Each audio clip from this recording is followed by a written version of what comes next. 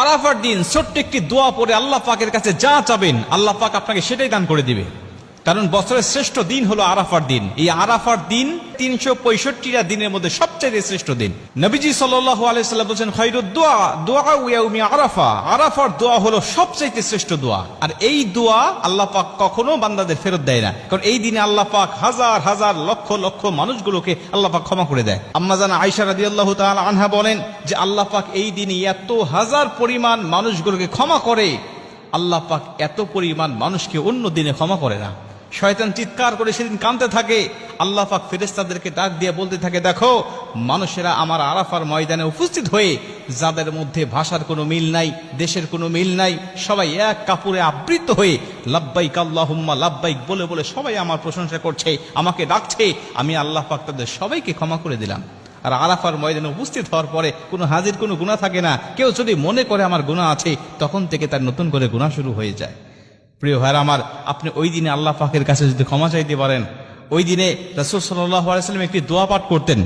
সমস্ত নবীরা ওই দিনে একটি দোয়া পাঠ করত। ওই দোয়াটা আমরাও পাঠ করব। আমাদের যাদের তৌফিক হয়নি, আমরা যারা যাইনি সেখানে, আমরা নিজ নিজ দেশে থেকেও, নিজ নিজ এলাকায় থেকেও আমরা যদি দোয়াটা পাঠ করে আল্লাহ পাকের কাছে ক্ষমা চাইতে পারি, আল্লাহ পাকের কাছে কিছু চাইতে পারি, আল্লাহ পাক আমাদের খালি হাত ফেরত দিবে না, আল্লাহ পাক আমাদের দোয়াটাও কবুল করে নেবেন। নবীজি সাল্লাল্লাহু আলাইহি ওয়াসাল্লাম সেই দোয়াটা পাঠ করতেন, লা ইলাহা ইল্লাল্লাহু ওয়াহদাহু লা শারীকা লাহু লাহুল মুলক ওয়া লাহুল হামদ ওয়া হুয়া আলা কুল্লি শাইইন কাদির।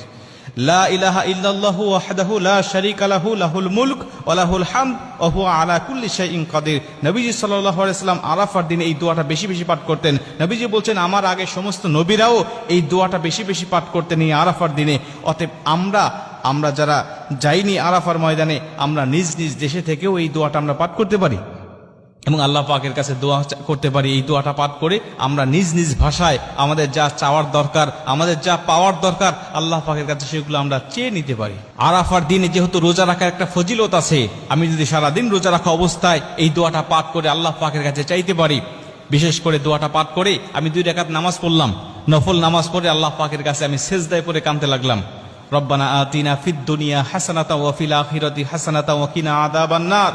আয়াতগুলো পাঠ করে নফল নামাজ, যেহেতু আপনি যে কোনো আয়াত তেলাওয়াত করতে পারেন, বাংলা ভাষায়ও আল্লাহ পাকের কাছে চাইতে পারেন, কোনো সমস্যা নেই। আপনি এই আয়াতটা তেলাওয়াত করে দোয়াটা পাঠ করে আপনি আল্লাহ পাকের কাছে কাঁদেন, আল্লাহ পাকের কাছে চান, কি চাওয়া আপনার, কি পাওয়া আপনার, কি ব্যথা আপনার, আল্লাহ পাকের কাছে বলতে থাকেন। আমার আল্লাহ আপনাকে নিরাশ করবে না। এই দিনের ফজিলতে আল্লাহ পাক অবশ্যই আপনার মনের সব চাওয়াকে পূর্ণ করে আপনার মনের দুঃখ, ব্যথা, বেদনাকে আল্লাহ পাক দূর করে দিবেন। কারণ এই আরাফার ময়দানে